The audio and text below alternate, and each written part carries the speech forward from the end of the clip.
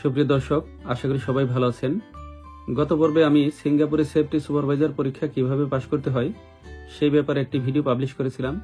সেই পর্বে আমি বলেছিলাম সেফটি সুপারভাইজার পরীক্ষা দেওয়ার জন্য যে একটি অ্যাসেসমেন্ট প্রিপেয়ার করতে হয় সেটি কিভাবে করতে হয় আপনাদের আমি তৈরি করে দেখাবো। আজকের এই পর্বে আমি মূলত দুটো অ্যাসেসমেন্ট নিয়ে হাজির হয়েছি। এখানে আপনাদেরকে দেখাবো কিভাবে সেফটি অ্যাসেসমেন্টটি তৈরি করতে হয়।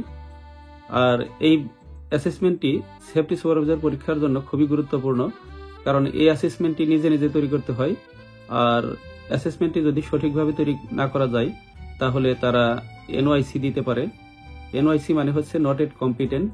তার মানে এই অ্যাসেসমেন্ট যদি আপনি ভালো করে সাবমিশন করতে না পারেন তারা ভেবে নিবে আপনি সেফটি সুপারভাইজার হওয়ার জন্য পুরোপুরি যোগ্য না, আপনাকে আবার পরীক্ষা দিতে হবে। অনেকেই সেফটি সুপারভাইজার পরীক্ষা দেওয়ার পরে মনে মনে ভাবে তারা বোধহয় পাশ করে আসবে, কিন্তু মূলত কিছু কিছু বিশেষ কারণে তারা ফেল করে।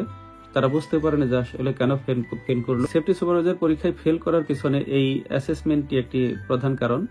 অনেকে পরীক্ষা দিয়ে আসার পরে ভাবে যে তারা বোধহয় ভালোভাবে পাশ করবে, কিন্তু মূলত এই অ্যাসেসমেন্টে কোনো সমস্যা থাকার কারণে তারা ফেল করে আসে। যাই হোক, আজকের এই পর্বটিতে আমি অ্যাসেসমেন্ট তৈরি করে দেখাবো। কাজেই এই পর্বটি অত্যন্ত গুরুত্বপূর্ণ হতে চলেছে। আপনি যদি এই পর্বটি ভালো করে দেখেন তাহলে নিজে নিজেই নিজের অ্যাসেসমেন্ট তৈরি করতে পারবেন, কারো হেল্প প্রয়োজন পড়বে না। ভিডিওটি শুরু থেকে শেষ পর্যন্ত মনোযোগ সহকারে দেখতে হবে। আমি এখানে দুটো সেন্টারের দুটো অ্যাসেসমেন্ট দেখাবো। এই দুটো অ্যাসেসমেন্টটি যদি আপনারা দেখে রাখেন, সিঙ্গাপুরে যতগুলো ট্রেনিং সেন্টার আছে সবগুলো অ্যাসেসমেন্ট আপনি তৈরি করতে পারবেন। কাজেই ভিডিওটি একদম স্কিপ না করে মনোযোগ সহকারে দেখতে হবে। আশা করি আপনি ভালোভাবে বুঝতে পারবেন এবং সেফটি সুপারভাইজার পরীক্ষা দেওয়ার জন্য সঠিকভাবে প্রস্তুতি নিতে পারবেন। তাহলে চলুন শুরু করা যাক মূল পর্বটি। আমি সরাসরি চলে যাচ্ছি কম্পিউটার স্ক্রিনে। আপনারা স্ক্রিনে খেয়াল করুন। এখানে দেখতে পাচ্ছেন আমি দুটো অ্যাসেসমেন্ট রেখেছি। সেই দুটো অ্যাসেসমেন্ট কিন্তু দুই রকমের। একটা অ্যাসেসমেন্ট এক সেন্টারের, আরেকটা আরেক সেন্টারের।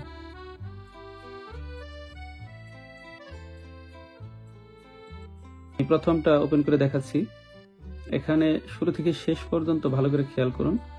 এটার যে অ্যাপারেন্সটা এটা যেরকম, ওই অ্যাসেসমেন্টটা কিন্তু অন্যরকম। এটা একটু ভালো করে দেখে রাখেন, আমি পরেরটা দেখাবো। একটু ভালো করে মনোযোগ সহকারে দেখতে হবে, দেখলে বুঝতে পারবেন কোথায় কি করতে হবে। আমি শুরুতে একটু তাড়াতাড়ি দেখাচ্ছি, পরবর্তী আমি স্লো করে দেখাবো কোথায় কি করতে হবে।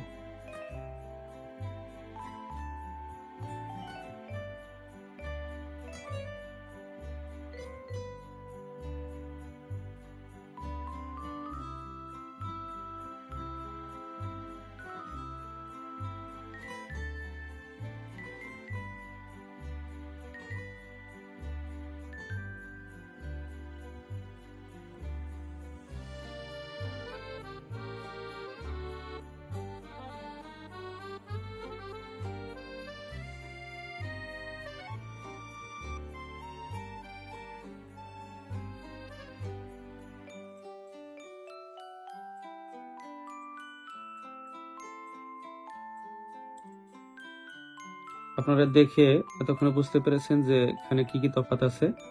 আমি তফাৎগুলো ভালো করে দেখে দিচ্ছি। আমি প্রথম যে অ্যাসেসমেন্ট সেটা ওপেন করছি। এখানে কোর্স প্রজেক্ট গাইডলাইন্স দেওয়া আছে। This project shall be titled as workplace safety inspection report.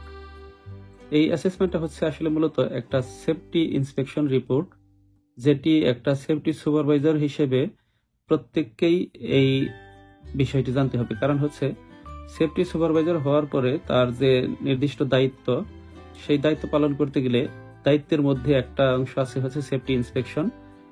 প্রত্যেক দিন তাকে সেফটি ইন্সপেকশন করতে হবে, আর সেই ইন্সপেকশন রিপোর্টটাই হচ্ছে এটি। কাজেই প্রত্যেক ক্যান্ডিডেটকে এই রিপোর্টটি তৈরি করা শিখতে হবে। এখানে যে গাইডলাইনগুলো দেওয়া আছে সেই গাইডলাইনগুলো পড়তে হবে ভালো করে। আপনি এখানে যে কিছু ইম্পর্টেন্ট গাইডলাইন দেওয়া আছে ক্যান্ডিডেটের জন্য, সেই গাইডলাইনগুলো হচ্ছে সব সেন্টারের গাইডলাইনগুলো সাধারণত একই রকম, তবে কিছু কিছু তফাৎ আছে। সেটি কিরকম, যেমন এখানে যে প্রথম গাইডলাইনটি আছে, প্রত্যেক ক্যান্ডিডেটের জন্য ল্যাপটপ জানা থাকতে হবে, ল্যাপটপ থাকতে হবে অথবা স্মার্ট ডিভাইস যে কোনো একটা থাকতে হবে, তা না হলে সে এই অ্যাসেসমেন্টটি তৈরি করতে পারবে না। দ্বিতীয়ত, your report should be done in Arial font and size 12। এখানে দেখতে পাচ্ছেন এখানে এরিয়াল ফন্ট আছে, যেখানে ফন্ট যেটা, আর সাইজটা হচ্ছে 12। এটার হচ্ছে এই সেন্টারের রিকোয়ারমেন্ট। তারপরে refer to the sample at the last page, অর্থাৎ এখানে যে রিপোর্টটা আছে না, এটার লাস্ট পেজে একটা স্যাম্পল দেওয়া আছে, সেটা দেখতে বলছে, এখানে দেখে তারপর তৈরি করতে হবে। ওকে, আর your report should demonstrate your own piece of work, মানে এই যে রিপোর্টটা সেটা হবে নিজের তৈরি করা report, and not plagiarised from other candidates completed work or wholesale copy materials. তার মানে হচ্ছে কারো কাছ থেকে এটি চুরি করা হওয়া যাবে না। হয়তো মনে হচ্ছে যে অন্য কোনো ক্যান্ডিডেট সে তৈরি করেছিল, তারটা আপনি চুরি করে সেখানে সাবমিট করলেন, অথবা পুরোপুরি যেভাবে আছে তারটা হোল কপি করে আপনি সাবমিশন করে দিলেন, তাহলে কিন্তু আপনি ফেল করবেন। এর কারণ হচ্ছে আপনার সেখানে হয়তো তার নাম দেওয়া আছে, আপনি কোনো কিছু চেঞ্জ করলেন না, সেই নাম দিয়ে দিলেন, তারপর যে সেখানে যে প্রজেক্টের নাম সে ইউজ করে সেই প্রজেক্টের নামটা সহকারে আপনি দিয়ে দিলেন, এই কারণে ফেল করবেন। তো যাই হোক, আমি চলে যাচ্ছি নিচের দিকে। নিচের দিকে কি কি ফিল আপ করতে হয়, এখানে থাকবে হচ্ছে পার্টিসিপেন্টস নেম, এখানে একটা নাম দেওয়া আছে, তার যে ফিন নাম্বার, এই ফিন নাম্বারটা দেওয়া থাকবে, তার ব্যাচ নাম্বার কত, সেই ব্যাচ নাম্বার ফিল আপ করতে হবে। পার্টিসিপেন্টস ইমেইল আইডি, এখানে ইমেইল আইডি থাকতে হবে, আর ফোন নাম্বার থাকতে হবে, এখানে ইমেল আইডি এবং এখানে ফোন নাম্বার। পার্টিসিপেন্ট সিগনেচার, এই অংশে সিগনেচার করতে হবে। সিগনেচারটা আসলে মূলত যেহেতু অনলাইনে অনেকেই করতে পারে না, কাজে এটা সিগনেচার না থাকলেও হবে। সাবমিশন ডেটটা দিতে হবে ঠিক মতো, আর এই সাবমিশন ডেটটা হচ্ছে 4th দিন। কাজে মনে রাখতে হবে, টিচাররা বলে দিবে কবে সাবমিট করতে হবে, এখানে কিন্তু সেই ডেটটা দিতে হবে। এই ডেটটা যদি আগে পিছনে অন্য ডেট দেন, সেই ক্ষেত্রেও ফেল করার সম্ভাবনা আছে। Safety inspection findings, workplace unsafe conditions and unsafe act. এখানে যে ফটোটা দেখতে পাচ্ছেন, এখানে যদি আপনি ভালো করে খেয়াল করেন, এখানে কি কি আনসেফ কন্ডিশন অথবা আনসেফ অ্যাক্ট আছে। এখানে কিন্তু যে 2জন লোক কাজ করতেছে যেখানে দাঁড়িয়ে, তারা কিন্তু ওয়ার্ক এট হাইটে কাজ করতেছে, সেখানে তাদের কোনো নিরাপত্তার যে পিপি সেগুলো তারা কিন্তু পরিধান করে না। 1 নম্বরে হচ্ছে এই লোকে সে হেলমেট পরেনি, আর তাদের মূলত এখানে উপরে কাজ করার ক্ষেত্রে তাদের হার্নেস পরে সেখানে অ্যাঙ্কর করার কথা ছিল, সেটা করেনি। আর এইখানে যেখানে তারা দাঁড়িয়ে আছে, এই অংশটাতে কোনো ব্যারিকেড নেই, তারা যে কোনো টাইমে ওখান থেকে পড়ে যেতে পারে। এই হচ্ছে ইন্সপেকশন ফাইন্ডিংস। এইরকম কয়েকটা ফাইন্ডিংস লিখে এখানে তুলে ধরতে হবে, যেমন workers working at height without protective equipments, অর্থাৎ তাদের যে নিরাপত্তা যে যন্ত্রপাতিগুলো আছে সেগুলো তারা ব্যবহার করেনি, তার মানে হচ্ছে পিপি তারা ইউজ করে নাই। এইরকম আরো কয়েকটা বাক্য লিখতে হবে, যেমন আমি বললাম সেখানে ব্যারিকেড নাই, উইদাউট, তারপর workers working without PP, there is no provision of barrication to prevent fall from height, এটা লেখা যেতে পারতো, লেখে নাই। তো যাই হোক, সে একটা গেল। এরপরে সেকেন্ডলি ফাইন্ডিংস নাম্বার 2, এখানে যেটা পিকচার যে আছে, এই পিকচারে একটা ডেমোলেশন প্রজেক্ট সম্ভবত এটা। এই প্রজেক্টের যে তারা হ্যাকিং করার পরে সে কি অবস্থা হয়ে আছে দেখেন, সেটা হচ্ছে no proper access, tripping hazard, মানে এখানে যে অ্যাসেসটা ব্লক হয়ে আছে, অ্যাসেস তো প্রপার অ্যাসেস নাই, তারপরে এগুলো তো অবশ্যই ট্রিপিং হ্যাজার্ড। এই ক্ষেত্রে access to be kept cleared, মানে যে রেকটিফিকেশন যে, সেটা হচ্ছে access to be kept cleared of obstruction to prevent trip and fall. এই ট্রিপিং হ্যাজার্ড এটি রেকটিফাই বাই, যে ডেটে রেকটিফাই করতে হবে সেই ডেটটা এবং টাইমটা এখানে থাকবে। আর অ্যাকশন বাই, মানে যে এটার দায়িত্বে আছে, যার মাধ্যমে এই কাজটা সমাধান হবে, সে যে সমস্যাটাই সমাধান হবে, সে হচ্ছে অ্যাকশন বাই, এখানে আমি একটা নাম দিয়েছি রহমান।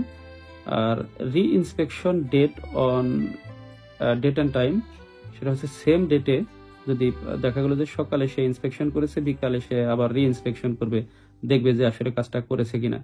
যখন কাজটা করা হয়ে যাবে, রি-ইন্সপেকশন ফাইন্ডিংস রেকটিফাইড অ্যান্ড ক্লোজড, এটি হয়ে গেলে একটা ইন্সপেকশন রিপোর্ট কমপ্লিট হয়ে গেল। এটা হচ্ছে এক সেন্টারের ধরন। আমি দ্বিতীয় সেন্টারটা দেখাচ্ছি। দ্বিতীয় সেন্টারটা আবার এরকম, অ্যাসেসমেন্ট অ্যাক্টিভিটিস। এখানে টাইটেল কিন্তু একই রকম, workplace safety and health in construction industry, formerly known as BCSS. এটা training centre, ABC training centre. এটা কোনো আসলে মূলত ট্রেনিং সেন্টার না, এমনিতে নাম দেওয়া হয়েছে। এখানে যত অ্যাড্রেস আছে সব হচ্ছে বানোয়াট অ্যাড্রেস, এগুলো দেখার দরকার নেই। তবে আপনি যে সেন্টার থেকে পরীক্ষা দিবেন সেই সেন্টারগুলো কিন্তু এখানে ঠিকঠাক মতো দিতে হবে। এরপরে অবজেক্টিভ ডেসক্রিপশন তারা এখানে লিখে দিবে, যা এগুলো সব হুবহু যা আছে তাই, এর মধ্যে কোনো সেন্স থাকবে না। You may require a computing device, দেখতে পাচ্ছেন এখানে এর আগের সেন্টারের যে ক্রাইটেরিয়া, এখানে ক্রাইটেরিয়া একই, কারণ ল্যাপটপ জানা থাকতেই হবে, অথবা অন্য যে ডিভাইস, মোবাইলের মাধ্যমে যদি আপনি এই রিপোর্টটা তৈরি করতে চান, সেক্ষেত্রে মোবাইল তো অবশ্যই থাকতে হবে। ওকে, ইউর রিপোর্ট ওই আগে যেগুলো সেরকমই, কিন্তু এইখানে বলা হয়েছে 2 ইন্সপেকশন ফাইন্ডিংস। এর আগের রিপোর্টে, এই রিপোর্টে কিন্তু 5টা ফাইন্ডিংস ছিল, 5টা ফাইন্ডিংস, কিন্তু এখানে এই সেন্টারে বলা হচ্ছে 2 ইন্সপেকশন রিপোর্ট ফাইন্ডিংস, মানে 2টা ইন্সপেকশন রিপোর্ট করলেই হবে। কিন্তু অন্য যে requirement, your submission will be approved solely upon satisfactory completion of the project, otherwise it shall be rejected as NOIC not at competent. অর্থাৎ আপনার যে সাবমিশনটি সেটি কিন্তু খুব ভালোভাবে সঠিকভাবে সাবমিট করতে হবে এবং কমপ্লিট করতে হবে, তা না হলে ইট শ্যাল বি রিজেক্টেড, এটা রিজেক্ট হতে পারে এবং এনওআইসি দিতে পারে, নট এট কম্পিটেন্ট, তার মানে হচ্ছে ফেল। যদি এনওআইসি দেয় কেউ, সেই ক্ষেত্রে ফেল আসবে রেজাল্ট। কাজেই ভালো করে অ্যাসেসমেন্টটা তৈরি করতে হবে। এখানে নেম থাকবে, তারপর ফিন নাম্বার, তারপর ওয়ার্কপ্লেস, এখানে যে কোর্স নেমটা workplace safety and health management in construction industry. অনেক সময় কেউ কপি করতে গিয়ে এই অংশটা চেঞ্জ করে না, এই অংশটা চেঞ্জ না করে সে আগের মতোই দিয়ে রাখে, কাজেই তারা ফেল করে। ইমেল আইডি, ব্যাচ আইডি, এগুলো কিন্তু সঠিকভাবে দিতে হবে। তারপর ফোন নাম্বার, এখানে ফ্যাসিলিটেটর নেম, যে টিচার থাকে না, সেই টিচারের নামটা থাকবে এইখানে। এরকম দেওয়ার পরে ইন্সপেকশন রিপোর্টটা তৈরি করতে হবে, ঠিক নিচে এরকম যেভাবে দেওয়া আছে। ফাইন্ডিং 1, এটা কিন্তু অন্যরকম। Inspection findings, hazard, unsafe condition, unsafe practice. Finding location থাকবে, লোকেশন কোথায় সেখানে লিখতে হবে। তারপর ডেট অ্যান্ড টাইম। ডেসক্রিপশন হচ্ছে এখানে কি ফটো কোথায়, ফটোটা এখানে নিচে আছে, এখানে ফটো নিচে, কিন্তু ডেসক্রিপশন হচ্ছে উপরে। যেভাবে তাদের যে ফরম্যাটটা, ঠিক সেম ফরম্যাট ফলো করতে হবে।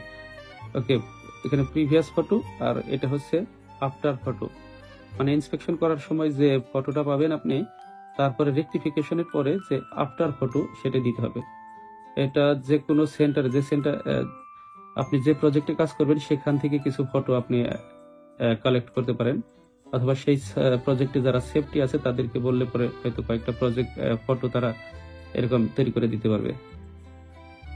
সর্বশেষ যখন আপনার সবকিছু তৈরি হয়ে যাবে, তখন যে ডেটে সাবমিট করতে হবে সেই ডেটে সঠিকভাবে সাবমিট করলেই আপনার কাজটা হয়ে গেল, আপনার ভয় করবার কিছু নেই।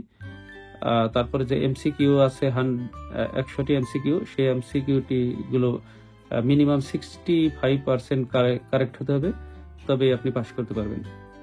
এরপরে যে প্র্যাকটিক্যাল সেশন থাকে, প্র্যাকটিক্যাল সেশনে মূলত সবাই পাস করে, এটার জন্য ভয় করবার কিছু নেই। মেইনলি ভাবতে হবে শুধুমাত্র এমসিকিউ এবং এই অ্যাসেসমেন্ট।